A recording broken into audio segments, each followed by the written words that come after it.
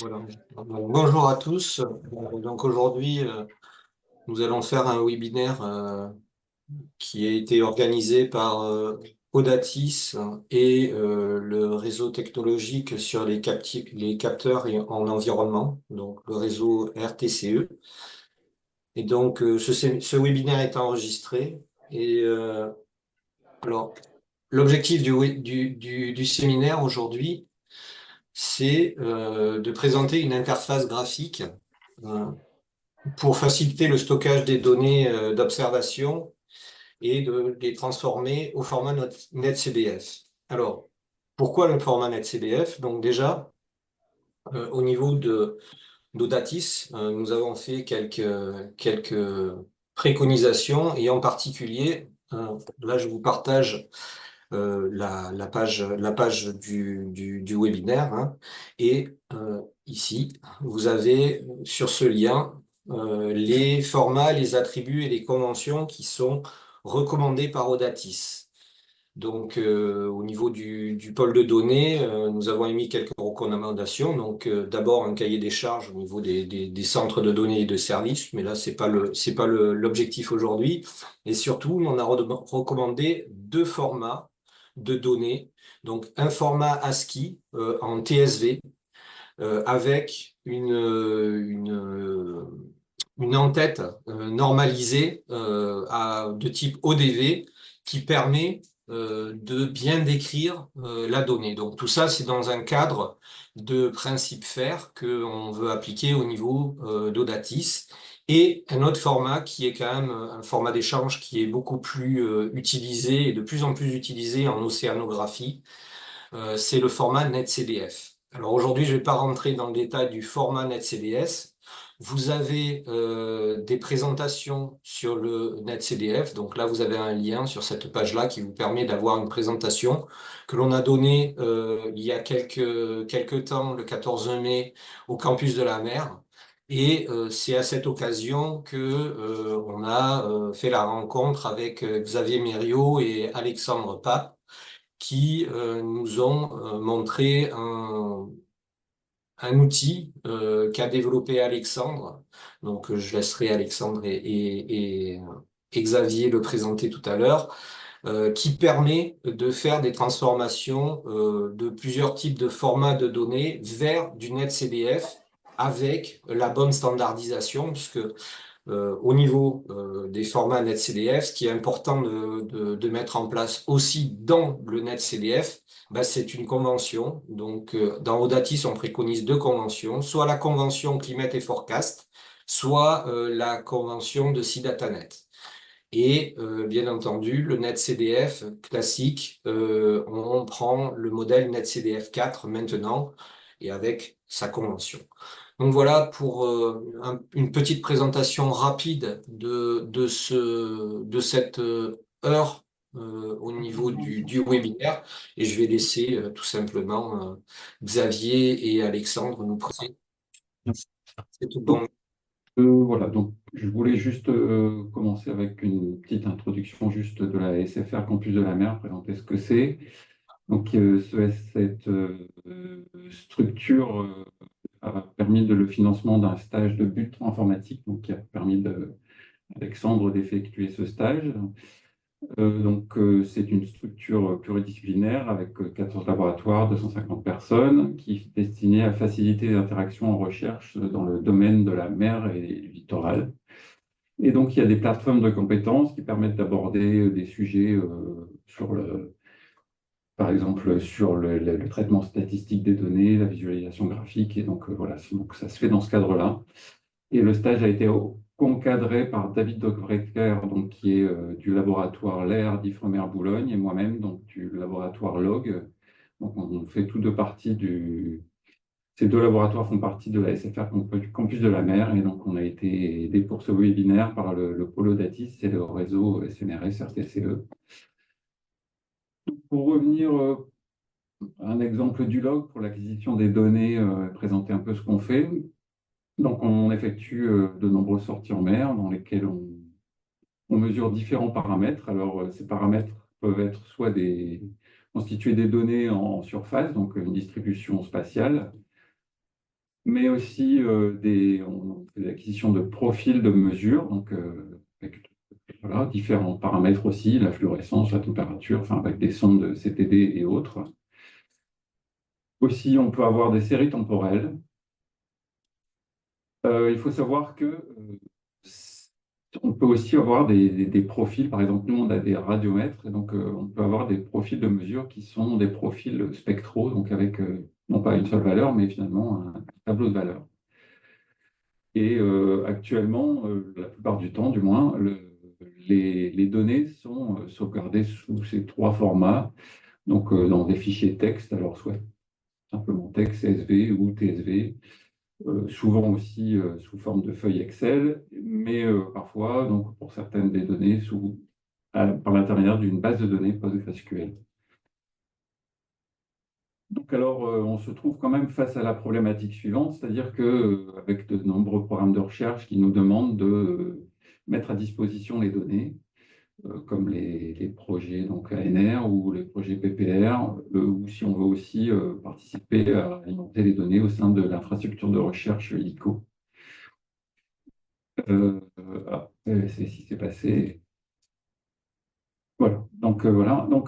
Ça implique, comme l'avait rappelé Joël, de respecter des principes FAIR. Donc, je rappelle un petit peu via le graphisme, le schéma ci-dessous, ce que ça veut dire. Donc, c'est-à-dire que les données doivent être accessibles, interopérables et aussi réutilisables. Alors, le TF, c'est un format qui est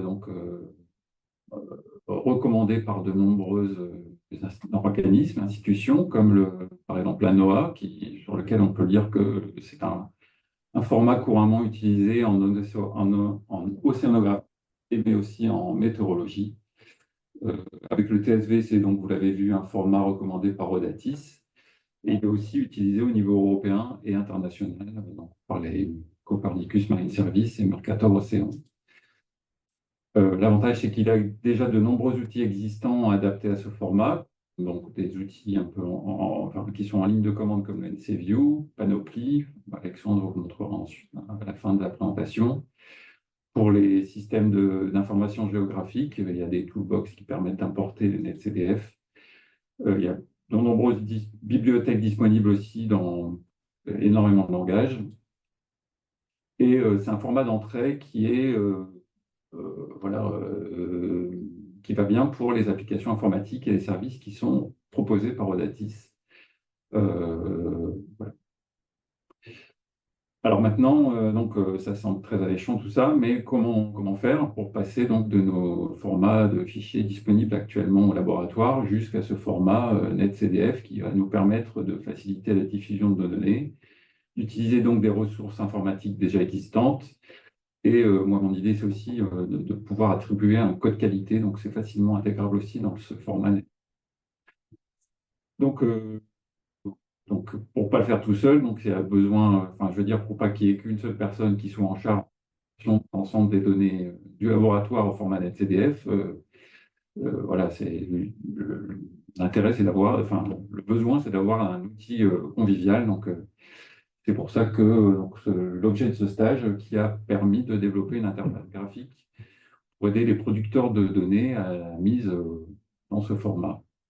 Et je tenais aussi à remercier le réseau CIST pour les 3 webinaires qui ont été organisés. Donc, c'était au mois de mars, je pense. C'était une bonne introduction pour le stage d'Alexandre. Et donc, voilà, je lui laisse la parole maintenant pour vous montrer un petit peu, faire une démonstration de l'outil qu'il a pu développer. Alors, donc je vais tout de suite prendre la main. Je vais donc partager l'écran. Alors, je vais sélectionner l'interface. On va se trouver ici, partager. Alors, est-ce que vous voyez bien tous l'interface? Normalement, elle est bien visible. OK. Donc, effectivement, comme l'a rappelé Xavier, donc on peut avoir donc plusieurs types de fichiers, donc des fichiers TXT, des fichiers Excel, mais également des données issues d'une base de données PostgreSQL. Donc, pour ce faire, eh bien, l'objectif, ça a été effectivement de créer une interface pour essayer de standardiser ces données. Alors, donc, pour ce faire, donc, vous voyez cette interface utilisateur ici présente. Donc, vous pouvez donc directement choisir, donc ici dans File Settings, le panel File Settings, une limite seuil. Une limite seuil qui est le nombre de lignes à traiter, par exemple, par fichier.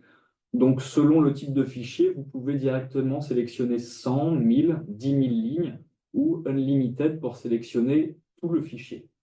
Donc, par exemple, si je prends les 100 premières lignes, l'interface m'invite ensuite à choisir donc, un type de catalogue.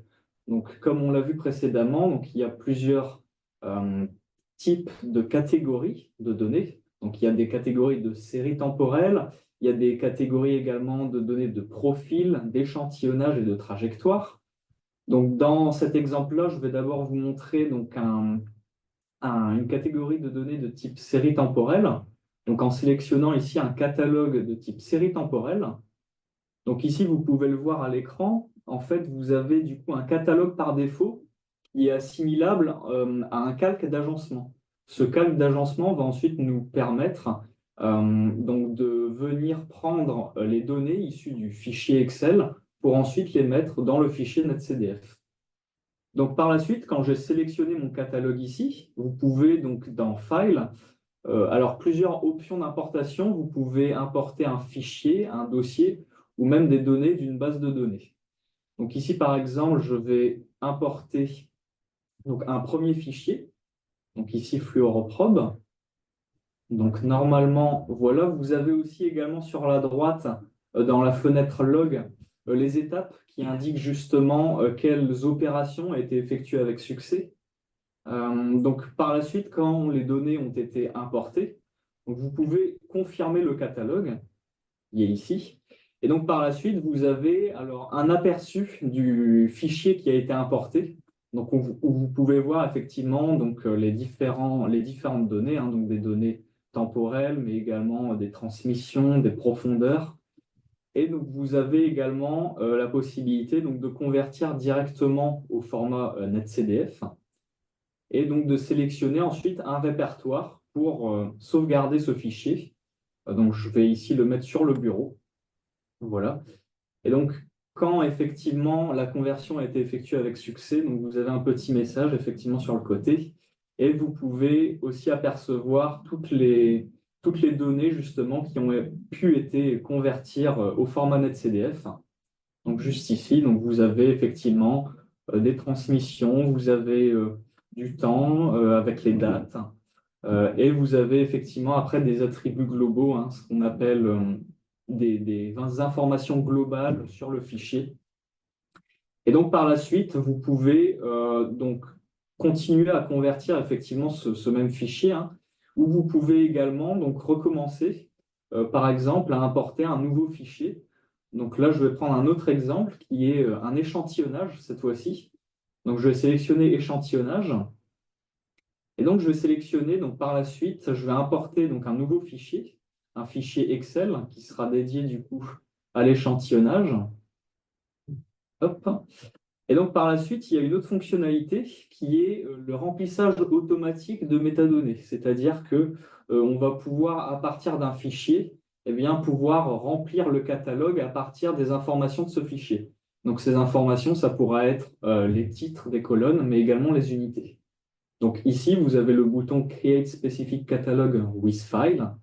Alors, ce qui est aussi important de prendre en compte, c'est que si vous avez justement par la suite un dossier de plusieurs fichiers, il faut que ces fichiers aient par conséquent la même structure de données. Parce que le catalogue qui sera justement utilisé pour créer les futurs fichiers NetCDF sera basé sur la structure du premier fichier. Donc par la suite, quand on vient justement d'importer donc les données de ce fichier, donc par la même occasion, on peut effectivement confirmer le catalogue. Ici, on a également un nouvel aperçu, donc avec forcément des données différentes, comme s'il s'agit d'un échantillonnage, hein. Et donc, quand on convertit au NetCDF, donc on peut venir l'enregistrer. Moi, je l'enregistre toujours sur le bureau, ici. Et vous avez le résultat ici, donc avec les données nouvellement transformées en NetCDF. Donc on retrouve forcément pour l'échantillonnage hein, une variable time, également de la salinité, de la turbidité, etc. Et donc, effectivement, l'objectif par la suite, c'est de pouvoir, grâce à cette interface, justement, visualiser des données. Alors, comme l'a dit justement Xavier, on peut utiliser un outil qui s'appelle Panoply. Alors, je vais vous montrer justement, je vais arrêter le partage et je vais refaire un nouveau partage pour vous montrer un petit peu les résultats des fichiers nouvellement convertis. Donc, normalement, ici, je viens de télécharger et je viens de partager l'écran. OK. Donc, oui, donc ici, vous avez un outil qui s'appelle Panoply, donc, qui est disponible sur Windows, mais également sur Linux, donc, qui permet de justement visualiser donc, des données et plus globalement, forcément, des fichiers NetCDF. Donc, ici, on a la série temporelle qu'on retrouve. On vient justement de transformer en NetCDF. Donc ici, vous voyez, vous retrouvez effectivement des variables de transmission, mais également de profondeur. Et donc, vous pouvez par la suite, par exemple, afficher un graphique pour venir justement visualiser ces données. Donc ici, normalement, vous avez voilà, un graphique de la transmission, ici. Et donc, justement, l'idée, c'est ça, c'était de créer cette interface graphique ensuite, par la suite, justement, pour réutiliser ces données au travers d'outils, justement, comme Panoply. Voilà.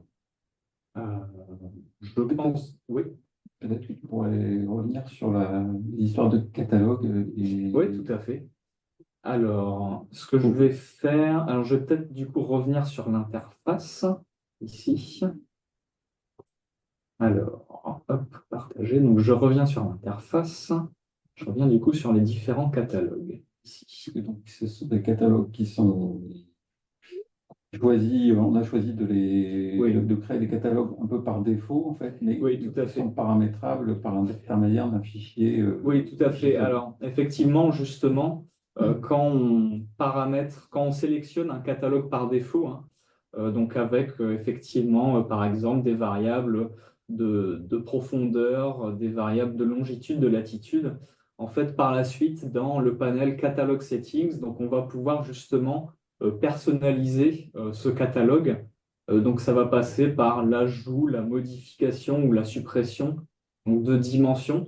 C'est-à-dire, les dimensions, ça pourra être, donc là, dans ce cas-là, ça pourrait être un sample. On aura effectivement des variables. Donc, les variables, ça pourrait être la latitude, la longitude, des attributs globaux qui seront plus généralement des informations sur le fichier.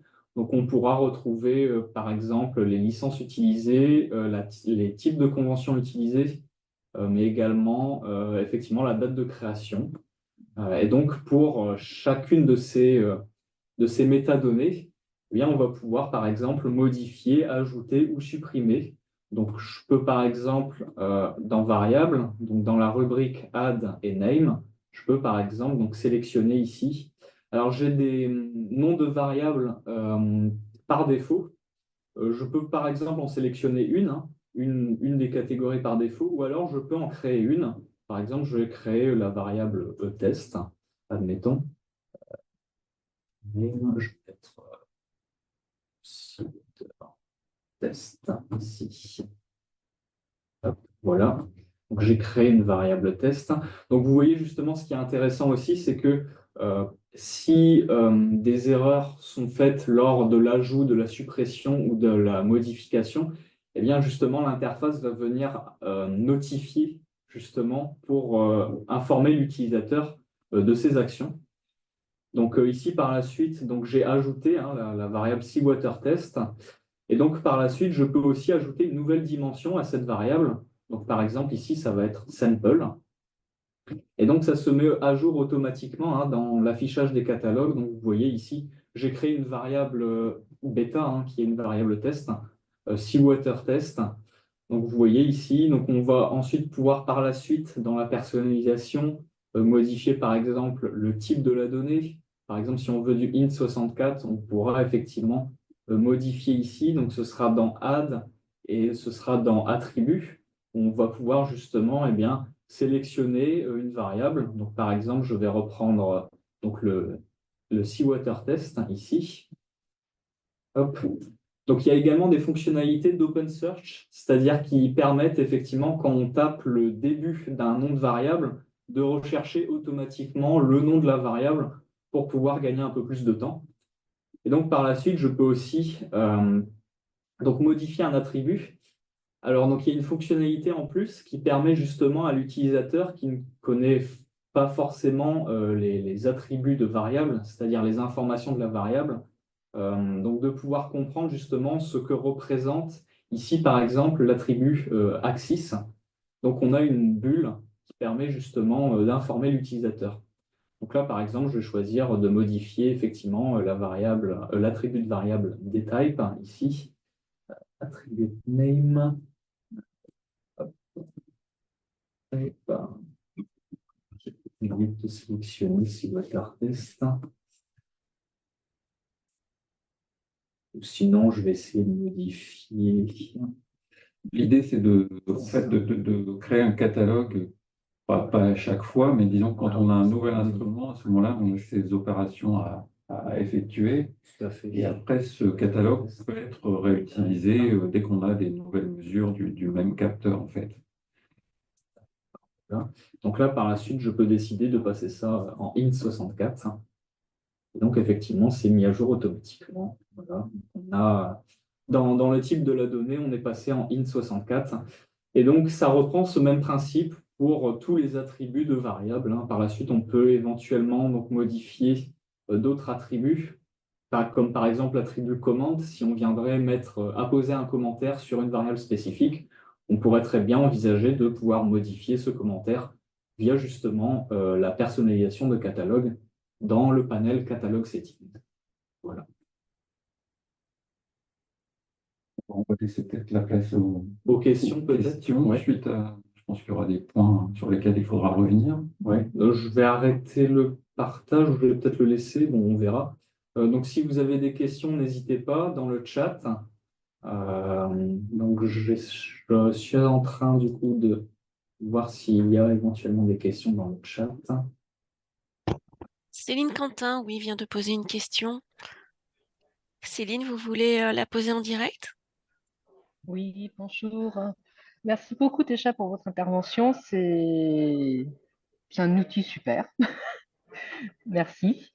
Alors, je suis très intéressée par la partie catalogue et quand on doit utiliser le vocabulaire Citatanet, on a besoin de faire référence donc aux URN que vous avez documenté. On a discuté récemment d'avoir une API qui permettrait d'interroger directement le thésaurus de façon à renseigner les paramètres. Est-ce que vous avez pu regarder comment interfacer ou je suppose que dans le curritus stage, c'était un peu limité? Oui, alors effectivement, c'était un petit peu limité dans le contexte du stage. Actuellement, donc il faut savoir que les identifiants, donc par exemple pour les attributs de variables, les identifiants propres justement à la convention CIDATANET, donc sont faits. Alors ils sont faits un petit peu de manière par défaut, c'est-à-dire que on va retrouver, par exemple, si je prends pour station, on va retrouver each station. Ce sera fait en fonction justement du remplissage automatique ou en fonction des catalogues par défaut. C'est-à-dire que ce sera à l'utilisateur soit de modifier manuellement dans la personnalisation, soit de le faire via le remplissage automatique qu'on a vu donc dans le cas d'un échantillonnage. Pour l'instant, en termes d'API, ce qui est implémenté, donc effectivement, donc il y a l'API Xarray qui permet justement de pouvoir passer d'un fichier Excel à un fichier NetCDF beaucoup plus facilement. Et il y a aussi PsychoPG2. Là, cette fois-ci, c'est par exemple pour les données d'une base de données. Alors, je ne sais pas si on va pouvoir voir justement. Oui, après, c'est peut-être. En fait, je ne sais pas, hein, Oui. de l'extérieur, comme les catalogues sont des fichiers JSON, il suffirait de créer peut-être un module pour interfacer Oui, oui, tout à fait. et créer ces fichiers JSON qui pourraient être Tout à fait. intégrés Oui, dans ton oui, système. oui, oui, tout à fait. Pour l'instant, ça se fait manuellement ou ça se fait semi-automatiquement avec des expressions régulières, hein, c'est-à-dire qu'on va extraire une chaîne de caractères bien précise en ne sélectionnant que, effectivement, admettons, le nom de la variable sans des caractères spéciaux, et on va pouvoir l'attribuer directement à l'identifiant. Mais par la suite, effectivement, dans la maintenabilité du code, dans les outils, justement, il y a deux outils. Donc, il y a des outils de traitement des données et il y a des outils principalement d'agencement. Et on peut très bien imaginer par la suite, dans les outils d'agencement, pouvoir justement développer ce type d'interface pour pouvoir ensuite plus facilement interagir euh, justement avec ces attributs de variables. Il y avait- Sans qu'il y a effectivement une autre question peut-être. Maurice a levé la main, oui. Oui, je pense que vous y avez déjà un peu répondu, mais je n'ai pas très bien saisi. Comment se fait le mapping entre les variables du libellé d'une colonne du fichier CSV ou Excel, qui sont souvent compréhensibles, on peut mettre T, TIS, Toto, Tutu, avec une variable standardisée de CF ou de CDataNet, sachant qu'il y a des déclinaisons, des dizaines de déclinaisons pour la température. Il y a celle du surface, de la colonne d'eau, du fond, température interpolée, modélisée, etc. Donc, comment tu fais le mapping entre le libellé d'une colonne et ce que tu veux comme résultat dans la variable standardisée NetCDF? Alors justement pour ce faire, donc moi j'ai utilisé la librairie Pandas, c'est-à-dire c'est une librairie justement qui permet de sélectionner en fonction d'une catégorie de données. Donc par exemple on pourra avoir effectivement une température pour l'eau de mer et d'autres types de températures. En fait l'objectif c'est justement de sélectionner via Pandas donc chaque catégorie pour pouvoir les distinguer dans le futur et pouvoir sélectionner des colonnes bien précises. Donc, par exemple, on va pouvoir sélectionner toute la colonne, ou si on ajoute une dimension supplémentaire par la suite, eh bien, on pourra décider de sélectionner, par exemple, admettons, les 15 premières lignes d'une température spécifique sur, admettons, les 1000 premières, si on souhaite effectivement étudier un domaine de définition bien précis. Donc, ça se fait via Pandas majoritairement et via tout un mécanisme de traitement des données par la filtration qui vient ensuite justement remplir les attributs et donc les identifiants comme l'identifiant URL, etc. Mais ça se fait aussi pas mal avec les fichiers. Oui, ça se fait tout à fait avec le fichier JSON. Automatique, mais imaginons on se soit trompé. On a mis TIS pour température in situ et c'est la température de surface et c'est 6 surfaces température. Comment je peux corriger ça? Alors justement, ça se fait dans le panel Catalog Settings ici. Alors via l'interface, hein. Après il y a toujours possibilité via le code de forcément manipuler le code, mais via l'interface, donc ce serait dans Catalog Settings ici. En fait, vous viendrez dans la catégorie variable, Modify et Name, et vous viendrez sélectionner donc le nom de la variable. Donc, Ça, c'est le nom de la colonne, en fait. alors oui, Du fichier Excel. oui, ce serait le nom de la colonne. Oui, en fait, il faut savoir que les noms de colonnes deviennent ensuite des noms de variables pour ensuite être traités par la bibliothèque Xarray pour être transformés en netcdf. Mais effectivement, on viendrait sélectionner le nom de la colonne ici, repréciser donc la dimension finalement avec la nouvelle température, le nouveau nom de la variable. Donc si par exemple on souhaite modifier TIS pour le remplacer par un nouveau nom, il faudrait l'insérer ici, et ainsi que la nouvelle dimension, qui peut rester inchangée, mais il faut quand même la remettre par prévention. Donc on peut corriger le nom standardisé de la variable par ton éditeur, par l'éditeur, là. C'est ça? Oui, tout à fait, par l'éditeur, par la personnalisation. Excuse-moi, après je laisse la parole. Et le nom de la variable elle-même, elle provient, tu dis, du nom de la colonne, c'est ça?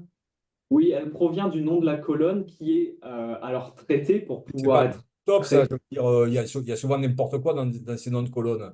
Alors oui, justement, c'est pour ça que la donnée, justement, le nom de la colonne est filtré. C'est-à-dire que, par exemple, on va pouvoir avoir, admettons, une température avec, admettons, des caractères spéciaux ou des nombres. Donc il y a un processus de traitement qui va venir justement traiter ce nom de colonne pour pouvoir extraire justement simplement la température. Et par la suite, Si on a un doute sur, admettons, un nom de colonne ou sur des types de données, on va pouvoir faire un traitement complémentaire hein, qui était donc d'un process data avec categorize column pour ensuite, par la suite, s'inspirer de plusieurs jeux de données disponibles pour pouvoir extraire ce nom de colonne spécifiquement. Et on peut le modifier, ce nom de variable. Je dis ça parce que dans un projet auquel j'ai participé, on nous a imposé d'utiliser les noms de variables provenant de OceanSight sur 4 caractères, par Alors exemple. oui, tout à fait, on peut modifier le nom. Hein. D'accord. Oui, effectivement, comme on l'avait vu précédemment dans la petite démonstration, hein, on peut très bien envisager une modification de nom et même modifier tous les noms de variables si besoin est, Ok. pour pouvoir justement s'adapter à la situation. Ok, super. Ben, c'est là que c'est bien parce que moi j'avais écrit un convertisseur de fichiers CSV en SCDF, mais là ça va beaucoup plus loin parce que c'est un éditeur quelque part. Ça va plus loin qu'un simple convertisseur puisqu'on peut éditer l'intérieur. C'est ça qui est bien, quoi. Oui, bien sûr. Et puis justement, il y a des fonctionnalités de remplissage automatique pour, par exemple, des catalogues sample, hein, pour des échantillonnages, c'est-à-dire pour des agencements, pour des structures de métadonnées bien précises. Effectivement, il y a des fonctionnalités proposées pour pouvoir automatiser ces tâches de personnalisation. Tout à fait. Merci. Je vous en prie. Alors, peut-être d'autres questions. Alors, j'avais vu, alors je ne sais pas si c'est une question par Christophe Chipou. Les autres catalogues sont modifiables également comme le catalogue sample. Alors oui, tout à fait. Hein. Là, j'avais pris l'exemple du catalogue sample, mais on peut très bien imaginer sélectionner un catalogue de profil et pouvoir effectivement personnaliser ce catalogue. Donc les dimensions du catalogue profil, les variables ou les attributs globaux. Donc voilà, de la même façon, hein, on peut ajouter, supprimer, modifier à sa guise. Euh, donc que ce soit pour effectivement les catalogues profils, les catalogues de séries temporelles, trajectoires ou sample.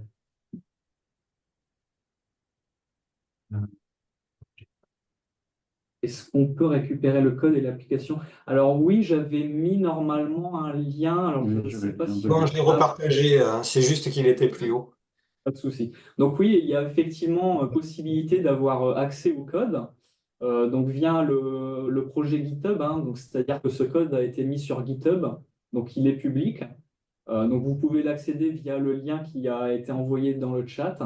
Donc vous pouvez accéder. Donc il y a une partie documentation technique. Il y a également donc dans le code vous verrez pas mal de commentaires hein, pour venir justement expliquer les différentes étapes qui ont été réalisées. Et vous avez également donc dans le projet GitHub un fichier exécutable qui se trouvera dans le fichier. Alors je ne sais pas, je vais peut-être pouvoir arrêter le partage pour repartager justement le projet GitHub ici, pour vous montrer un petit peu justement l'aperçu du projet. Alors, je vais repartager l'écran.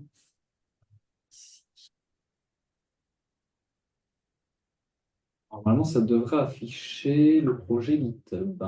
C'est Ouais. bon. Donc normalement, voilà, donc vous voyez ici, vous avez le projet GitHub. Alors il n'est pas nécessaire de créer un compte GitHub ou de se connecter à GitHub pour accéder à ce dépôt. Tout le monde peut y accéder. Donc vous voyez, il y a effectivement de la documentation. Donc il y a pas mal de fichiers .py. Et donc tout en bas, vous avez également des instructions. Par exemple, pour des IP, parce qu'effectivement, vous avez un fichier au format zip qui doit se trouver justement ici, donc log Wimro software, où en fait, vous avez un fichier exécutable au format .exe. Donc comme ça, tous les utilisateurs de Windows pourront effectivement bien tester l'interface et personnaliser des catalogues sans pour autant accéder au code. Donc par la suite, si vous voulez effectivement accéder au code et donc pourquoi pas par la suite développer de nouvelles fonctionnalités, hein.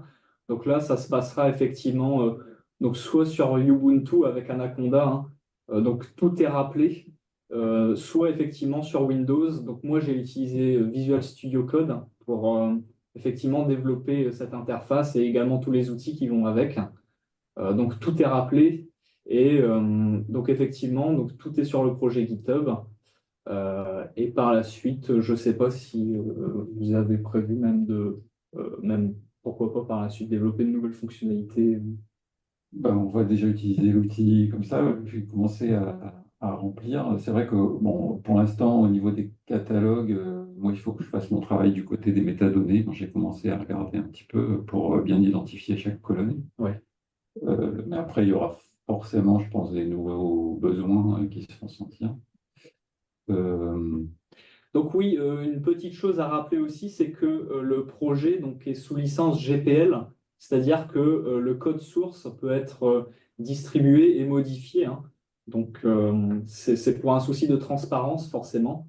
Donc voilà, c'était une petite précision supplémentaire euh, pour venir justement appuyer la présentation de ce projet. Je regarde dans le chat s'il y a d'autres questions.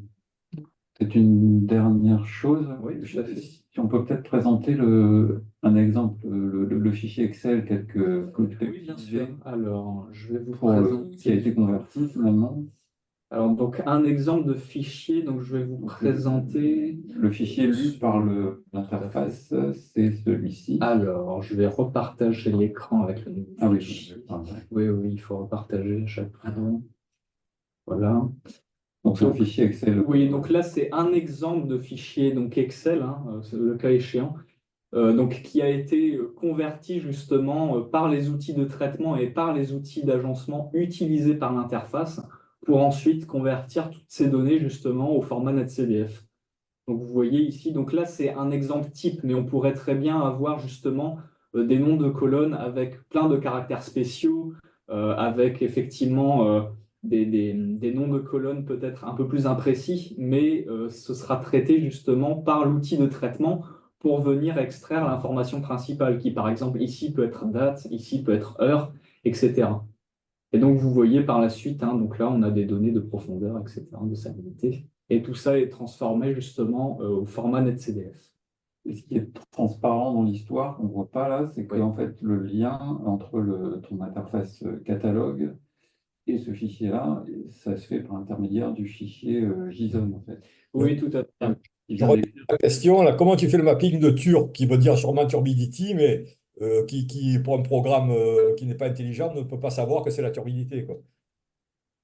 Alors, en fait, via justement cette fameuse bibliothèque Pandas, hein, en fait, Pandas va nous permettre de sélectionner cette colonne de turbidité et ensuite de l'associer justement avec le calque d'agencement, c'est-à-dire le catalogue, admettons pour turbidité, on pourrait avoir, donc là c'est un catalogue sample, donc dans le catalogue échantillonnage pour turbidité, on va l'associer grâce à ce catalogue directement à sample et pouvoir dire que oui, turbidité, ça se fera du coup donc suivant un échantillonnage, et que on pourra justement distinguer cette turbidité des autres catégories de données, comme par exemple la salinité ou la température. Voilà. En fait, en gros, l'idée, c'est de créer un catalogue, on va dire, à ce moment-là. Bon, on est parti là-dessus pour le stage. Disons qu'on crée un catalogue qui est adapté au fichier Excel dont on dispose. Donc, dans ce catalogue, on a les différentes entrées qui sont les noms de colonnes. Et ensuite, le lien avec pour la férisation de données, en fait, ça vient comment dire, le nom standardisé, finalement, Oui, qui est le nom standardisé, effectivement, ça se fait, voilà, tout à fait, ça se fait justement par l'intermédiaire de ce catalogue qui contient justement les noms standardisés, tout etc. ça, le lien, il est dans le fichier JSON, Tout à fait. qui est modifiable aussi Ouais. manuellement Oui. si on veut. Oui, et donc en parlant de ces catalogues, hein, par la suite, donc vous pouvez créer des catalogues personnalisés et les sauvegarder pour pouvoir les réutiliser selon, admettons, des échantillonnages très précis. Donc vous pouvez même créer des catalogues donc au format JSON. Voilà. Peut-être ouvrir un fichier JSON pour. Oui, je sais tout pas. à fait. Si, c'est une bonne idée. Je vais l'ouvrir du coup. Alors je vais arrêter le partage. Donc dans le code ici, donc je vais montrer un exemple, hein, de structure. On pourrait montrer par exemple série temporelle. Je vais vous montrer la série temporelle ici. Je vais la partager. Alors, hop, je vais partager l'écran ici. Partager. Voilà. Hop, hop. Je sais pas si on peut voir. Ouais. Donc là, admettons, hein, donc là, c'est effectivement dans la partie un petit peu plus codage. Là, vous avez un exemple type hein, d'un catalogue. Donc là, c'est un catalogue de type série temporelle au format JSON. Donc vous voyez, hein, vous avez, admettons, pour chaque variable, donc par exemple time, hein, vous avez effectivement, on retrouve les attributs ici. Donc finalement, les métadonnées principales, sans les données, hein, les données seront initialisées par la suite à partir de ce catalogue, mais via justement un autre ensemble qui s'appelle Xarray, justement, pour venir initialiser ces données. Donc là, vous voyez effectivement les différentes dimensions, les différents attributs justement pour chaque variable. Et donc après, ces données, ces métadonnées seront utilisées justement par les outils de traitement pour justement bien, créer ce futur fichier NetCDF. Donc là, effectivement, c'est un exemple de catalogue de série temporelle. Et donc, les éléments de ce catalogue, ce sont ces éléments de ce catalogue qui sont paramétrables via qui sont paramétrables via l'interface. C'est-à-dire qu'effectivement, on va retrouver des types, units. Alors, je vais peut-être remettre l'interface. Ouais, je ne sais pas. Et donc, par la suite, quand on aura effectivement une personnalisation avancée, on se retrouvera effectivement avec une longue série d'attributs qui seront effectivement ajoutés à ce fichier JSON. Et donc, il y a aussi des moyens de restauration de fichiers pour pouvoir restaurer donc, des catalogues par défaut. Hein. Donc, les catalogues par défaut, à savoir les séries temporelles, le profil, trajectoire, et les catalogues contenant effectivement des métadonnées de base, hein, des métadonnées par défaut. Voilà. Je regarde s'il y a d'autres questions dans le chat. Le catalogue est stocké dans le fichier NetCDF fini. Alors, le catalogue, c'est-à-dire le fichier JSON en soi, n'est pas stocké dans justement le fichier NetCDF, mais c'est la structure du catalogue qui est repris pour être stocké dans le futur fichier NetCDF. Donc, je ne sais pas si ça répond à la question. Mais...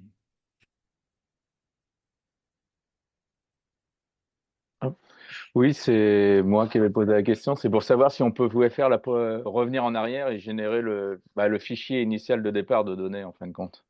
Parce que l'idée, c'est qu'on doit être capable, à partir du fichier de départ, toujours de régénérer le même fichier NetCDF. Oui, oui, tout à fait. Donc, oui, pour ce faire, pour reformer justement ce même fichier NetCDF, bien, on peut utiliser la même structure de catalogue.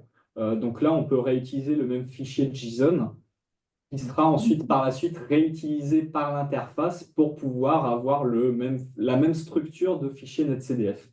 Et éventuellement, même effectivement, le même fichier NetCDF par la suite. Voilà. Tac.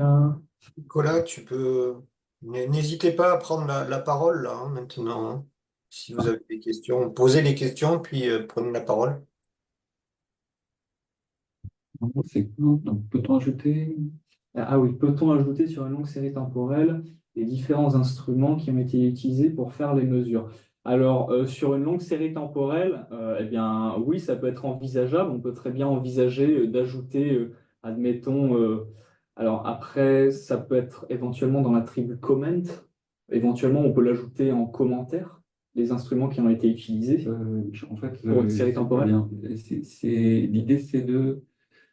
Je pense que l'idée, c'est de citer justement les instruments qui ont été utilisés pour effectuer, par exemple, des mesures dans le cas d'une série temporelle. Je pense que c'est peut-être comme ça. Nicolas, tu veux poser ta question et compléter en direct? J'espère que mon micro va marcher. Bonjour à tous, Oui, vous on t'entend m'entendez? bien. Oui, Il y a toujours des petits soucis de connexion, voilà. aujourd'hui ça marche. Ça marche, donc c'est parfait. Donc oui, en fait, nous au Chaume, on diffuse des mesures de hauteur d'eau qui sont très anciennes. C'est en fait des séries composites sur un même site à partir de différents instruments. Et on se posait la question justement de pouvoir ajouter à l'observation le type d'instrument qui a été utilisé, parce qu'après, ces sources de précision, d'incertitude, quoi. Donc, Justement, mais savoir si on pouvait ajouter ça ou pas, quoi. Oui, bien sûr, c'est même toute l'utilité finalement du fichier NetCDF, hein, qui a un caractère autodescriptif, hein, c'est-à-dire qu'il y a des informations justement pour venir compléter donc, les variables. Et justement, donc, dans ce cas précis, on pourrait très bien imaginer même de rajouter des noms d'instruments dans un attribut qui s'appellerait comment. Et donc là, ce serait dans Global Attributes. Alors, je vais peut-être remettre le partage, je vais peut-être repartager l'interface pour illustrer un petit peu mieux les propos. Alors, je sélectionne alors l'interface, elle est ici. Hop, hop. Donc, c'est-à-dire que, par exemple, ici, on pourrait très bien imaginer hein, dans Comments pouvoir insérer les noms des instruments utilisés pour effectuer justement une série de mesures ou une longue série temporelle. Euh, et aussi par la suite pouvoir personnaliser justement différents fichiers NetCDF hein, en modifiant, en personnalisant ce catalogue suivant les différentes campagnes d'observation qui peuvent être faites. Donc voilà, donc, c'est-à-dire qu'on peut très bien imaginer pouvoir restaurer le catalogue et pouvoir créer des catalogues spécifiques avec justement différents noms d'instruments utilisés pour chaque campagne. Donc oui, ça se fait par l'intermédiaire d'attributs, plus globalement. Dans le cadre de NetSatellite, par exemple, on nomme les missions. Donc, derrière, il y a les instruments dans un attribut qui s'appelle plateforme hein, dans les attributs globaux. Oui, oui, tout à fait. Alors, normalement, alors je ne sais pas si dans ce catalogue-là, il y est, mais on peut très bien imaginer créer. Alors, encore une fois, je peux ajouter donc, un attribut global. Hein. Je peux ajouter l'attribut plateforme ici. Voilà. Le rajouter ici et rajouter effectivement dans cet attribut eh bien, les différentes informations qui le complètent. Et par la suite, enregistrer ce catalogue qui sera utilisé pour créer le futur fichier NetCDF avec justement pour information la plateforme et justement la valeur de cet attribut.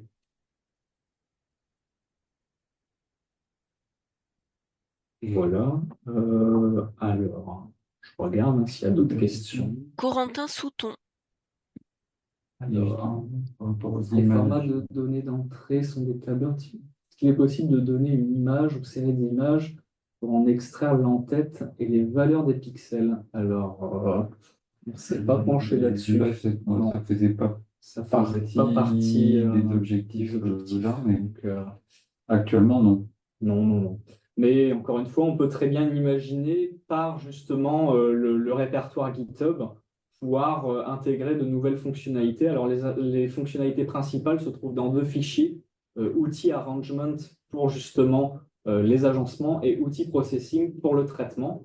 Donc, c'est centralisé sous forme de deux fichiers et par la suite, effectivement, on peut développer des fonctionnalités pour effectivement gérer une série d'images, pourquoi pas. Mais c'est vrai que ce n'était pas dans les objectifs de ce stage. Donc, voilà, c'est vraiment un premier outil pour nous aider. Après, il y a forcément des améliorations et des ajouts à faire qui répondent aux besoins de chacun, quoi. Voilà, donc si vous avez d'autres questions, j'essaie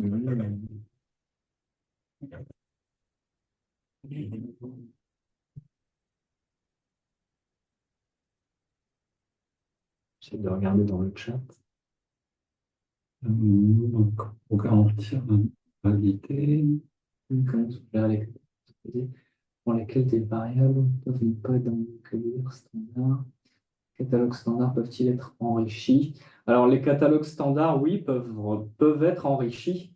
Et justement, donc ces catalogues personnalisés, en fait, sont donc gérés par l'intermédiaire d'attributs par défaut qui sont initialisés, en fait.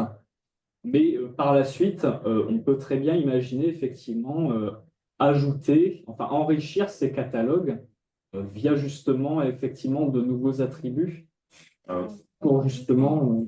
Merci pour cette. Ah oui, non, c'est pas le même. Donc oui, on peut très bien imaginer justement enrichir ces catalogues via l'ajout d'attributs Mais effectivement, par défaut, ces catalogues sont générés via des attributs par défaut, en fait, dans le fichier. Donc là, c'est dans un fichier Python. Mais effectivement, on a un socle commun justement pour garantir cette interopérabilité, justement. Je ne sais pas si la question est portée peut-être aussi sur les standards, et par exemple le BODC qui gère les noms de variables standards, ou Alexandre a répondu à la question, je ne sais pas bien. Je ne sais pas si Hervé peut préciser si on a bien répondu à la question ou pas. Ou même En fait, oui, bonjour, merci pour le. Je me posais la question, comment sont les nouveaux concepts, comment ils doivent être validés par toute votre communauté pour pouvoir être ajoutés justement dans les vocabulaires standards, non? Comment c'est Ceci, validé ces nouveaux concepts? Enfin, je alors me justement, posais la question. c'est vrai qu'il y en a qui n'existent pas parmi les paramètres qu'on mesure au log, il y en a que je n'ai pas trouvé. Par exemple, dans le BODC, justement, qui gère les noms standards. Et donc, il y a moyen de les contacter directement pour Oui. leur faire des propositions. Et à ce moment-là, ils ajoutent. Et je sais que moi, j'ai le problème actuellement pour justement stocker les données de profil radiométrique. Il n'y a pas il y a rien qui corresponde vraiment dans ce que propose le BODC. Donc, je les ai contactés et ils m'ont dit qu'ils voilà, ils prenaient en compte cette demande, ils en discutent, ils reviennent vers moi. J'ai pas encore eu leur retour, mais Oui, c'est un protocole assez standard avec le BNODC, hein. Au niveau d'Audatis, on a déjà introduit plusieurs paramètres au travers de ce protocole-là, hein. Donc, quand on a besoin d'enrichir le vocabulaire du NODC, il y a des façons. On les contacte, ils vérifient que le protocole ou la variable que l'on introduit n'ont pas de correspondance. Et s'il n'y a pas de correspondance, à ce moment-là, ils enrichissent le vocabulaire. C'est exactement ce qu'est en train de faire Xavier pour ses paramètres actuellement. Voilà, donc ça a déjà été fait, hein, au niveau d'Audatis. Je ne sais pas qui y a de l'Ifremer en ligne là qui pourrait. euh, Il y a bah, moi. ben voilà, ben vas-y, prends la parole. Tu Donc, peux. oui, tu peux revenir sur la fin de ta phrase pour que je puisse reprendre la suite. Je l'ai pas vu. Non, mais c'est juste la façon de faire pour contacter le NODC et puis enrichir le vocabulaire et leur serveur de vocabulaire par des nouveaux paramètres ou des nouvelles variables que l'on voudrait introduire, quoi. Alors, ça, chez nous, ce genre d'action est assez compartimenté. C'est plutôt les services qui gèrent les bases de données qui vont s'occuper de ce genre de choses, genre Vivi, qui s'occupe de notre base Quadrige, et qui, eux, vont contacter ce genre de structure pour faire évoluer effectivement les noms de paramètres standardisés qu'on va retrouver après dans les bases telles que Coriolis, on a chez nous par exemple, hein, Coriolis ou Quadrige, qui vont stocker des données assez diverses, mais finalement qui peuvent se recouper par la suite. Voilà quoi. Donc oui, pour revenir sur la question, c'est tout à fait possible de faire évoluer ce genre de noms standardisés. Voilà, après, je ne connais pas le temps qu'il faut, le temps de réaction nécessaire à la communauté pour effectivement valider, faire des retours sur ces demandes. Donc là-dessus, par contre, je peux pas vous indiquer quoi que ce soit. Mais oui, c'est pour répondre à la question d'Hervé, effectivement, c'est tout à fait possible. Heureusement d'ailleurs, que tout ça n'est pas figé dans Qui le est pas temps figé. et peut évoluer. Et si vous avez besoin de ce genre d'informations, vous passez par Audatis, par le, Mm. par le contact Audatis, et on vous aiguillera. On a des personnes dans Audatis, hein, qui travaillent, Clémence, Cotten et Steven Piel, qui connaissent bien les vocabulaires et des choses comme ça et qui font aussi le relais au niveau du pôle Audatis, à ce niveau-là avec les personnes en interne. à l'Ifremer ou aller directement vers le BODC. Donc, n'hésitez pas à nous contacter là-dessus si vous avez des soucis pour enrichir le vocabulaire. C'est des choses au niveau d'Audatis, qu'on a l'habitude on a déjà l'habitude de le faire, donc c'est pas la peine de vous casser les dents là-dessus. Vous nous contactez et on met ça en place avec vous.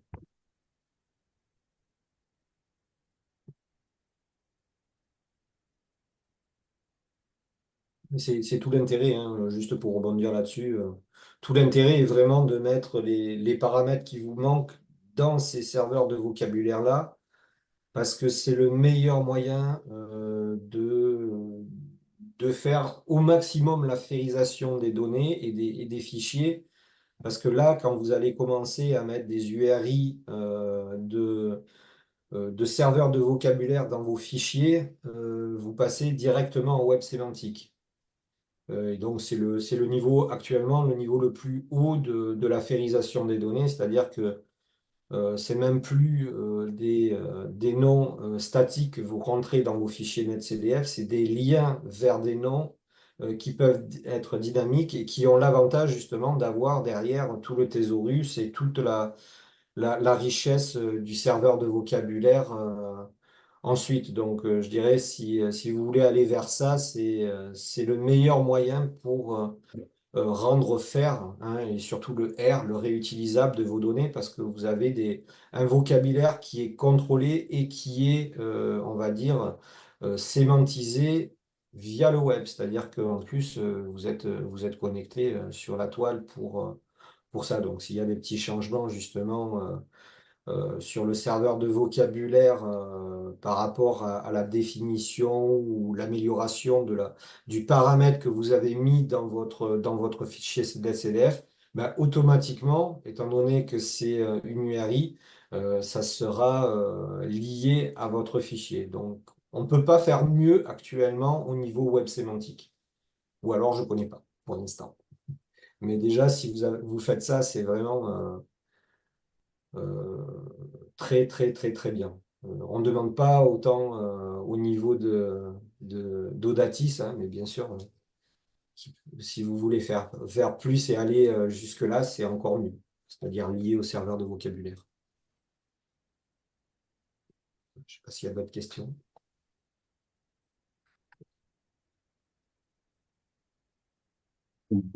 Non, je regarde le chat.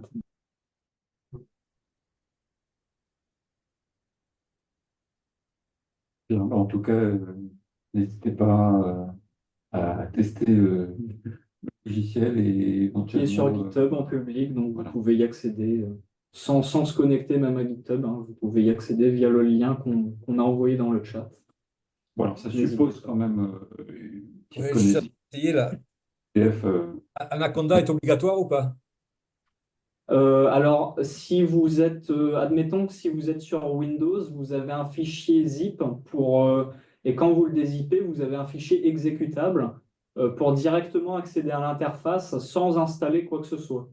Non, mais je joue Linux malheureusement.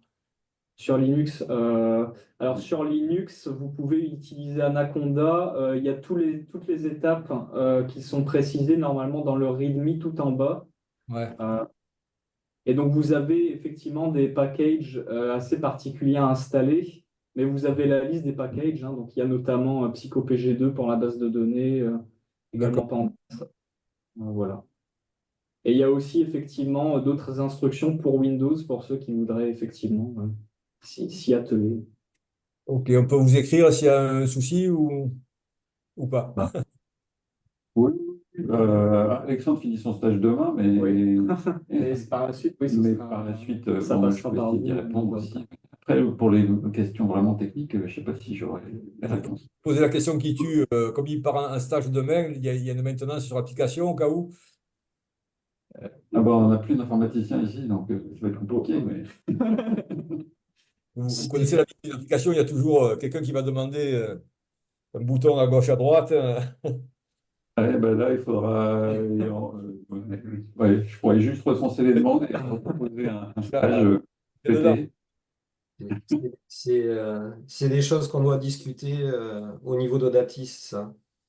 avec le log et des choses comme ça. Mais ce type d'outil, ça nous semble une super opportunité au niveau d'Audatis, hein, et des ateliers qu'on fait d'avoir un outil un petit peu standardisé au niveau du pôle et qui permettrait voilà, de donner ce type d'outil qui est vraiment très utile pour la communauté. Donc là, je ne sais plus si Erwan est encore là. Alors, Quimber, oui, il est encore là, je crois. S'il ouvre son micro, notre chef, Audatis, s'il écoute encore. Mais en tout cas, ça, c'est des choses qu'on doit discuter ensuite avec le log, avec Alexandre, hein, puisque c'est l'auteur quand même principal du logiciel. Et je le félicite encore une fois, hein, Mm. là, je le dis devant Chapeau. tout le monde, Alexandre, tu as vraiment fait un super boulot pour un stage. J'ai déjà eu des stagiaires, mais j'aurais bien aimé avoir un stagiaire comme toi. Donc voilà, donc c'est des choses on compte voir comment on va le récupérer au niveau de Datis et le fournir peut-être ensuite. Et puis après, s'il y a des développements en plus à faire, pourquoi pas, ça, faut qu'on voit comment on fait.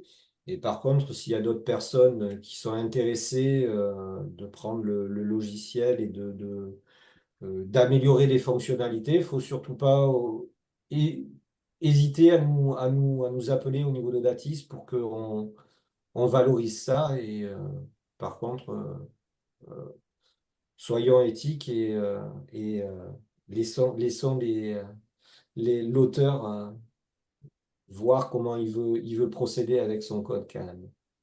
Voilà.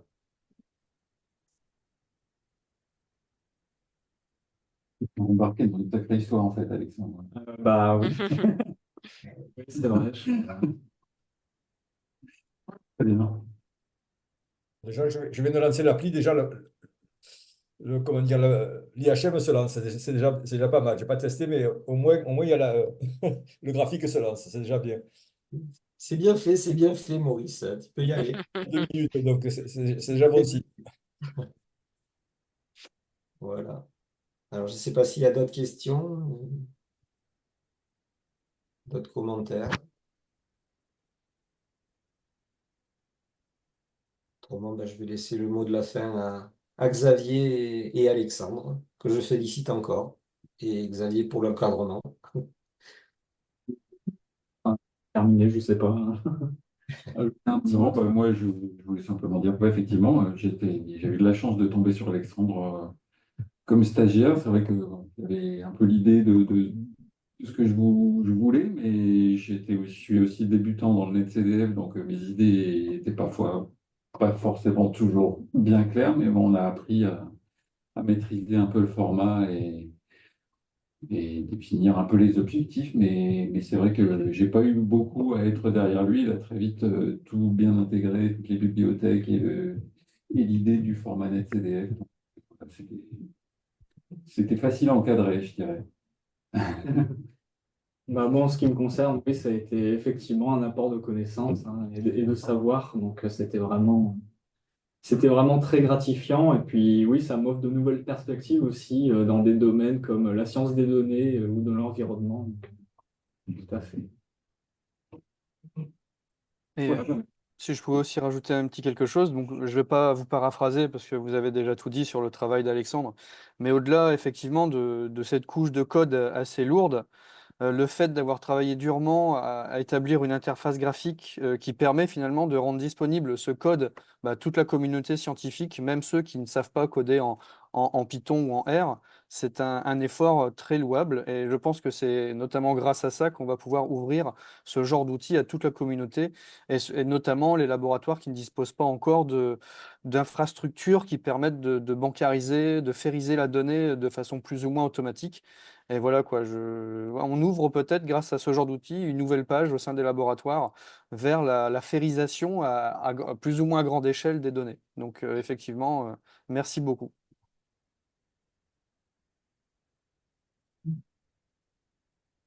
Voilà,